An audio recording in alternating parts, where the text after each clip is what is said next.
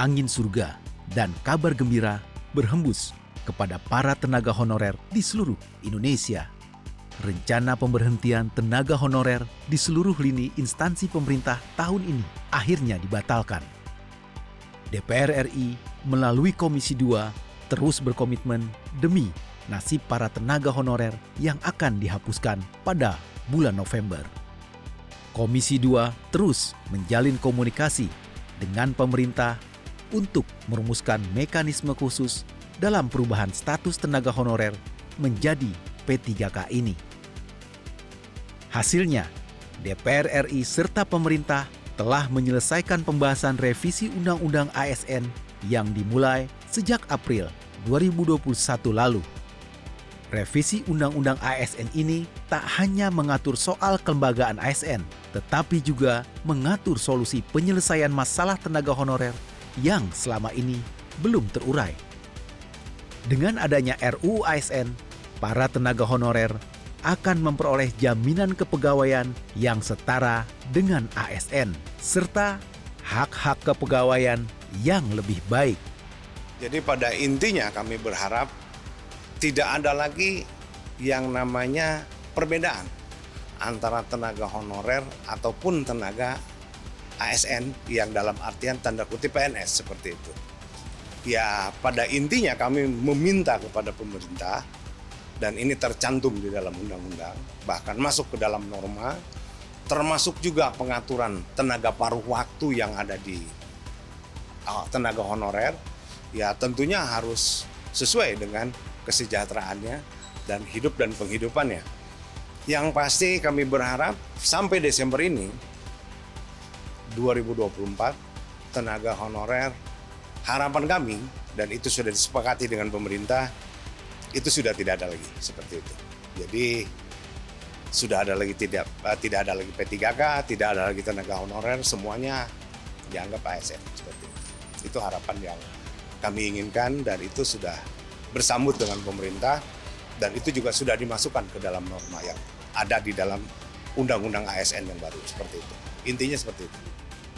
DPR RI mendorong pemerintah dalam setahun ke depan untuk dapat mengatur strategi penataan tenaga honorer dengan lebih komprehensif agar tidak merugikan pemerintah dan masyarakat. Aturan yang baru diharapkan semakin memberi ruang rekrutmen ASN lebih fleksibel dan berpihak kepada tenaga honorer. Aturan yang lama kan tenaga honorer dihapuskan pada November 2023 ini. Nah, ini sudah kita close. Sudah kita close itu artinya kita kasih waktu pemerintah setahun ke depan sampai Desember 2024 untuk merancang ulang konsep penyelesaian supaya kita kasih waktu. Supaya apa juga? Supaya teman-teman tenaga honorer, kemudian juga yang sejenisnya di berbagai sektor, apa kesehatan, pendidikan, dan yang lain-lainnya itu juga bisa menarik napas lega bahwa kuncinya win-win solution. Artinya mereka juga happy ending, bisa senyum, tapi pemerintah juga tidak kedodoran dari sudut anggaran. DPR sepenuhnya menyadari aturan baru yang tertuang dalam revisi Undang-Undang ASN masih bersifat umum dan belum mengatur secara detail segala payung hukum yang melandasi kepentingan tenaga honorer. Untuk itu, dalam kurun waktu 1 tahun ke depan, Undang-Undang ASN baru akan dievaluasi untuk menutup celah kebijakan yang merugikan para tenaga honorer.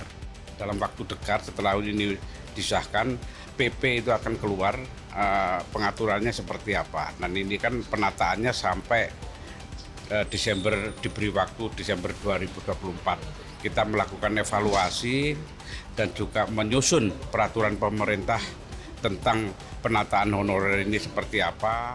Perubahan status tenaga honorer menjadi P3K akan membawa dampak positif bagi para honorer di seluruh Indonesia.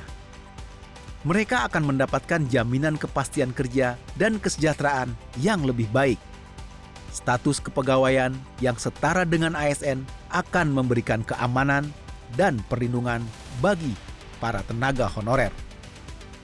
Hal ini akan menjadi solusi bagi masalah keunggulan kerja yang selama ini dialami oleh para tenaga honorer di seluruh Indonesia. DPR RI melalui Komisi 2 terus berkomitmen memperjuangkan para honorer untuk dapat memperoleh hak-hak kepegawaian yang layak dan merasakan keadilan dalam dunia kerja.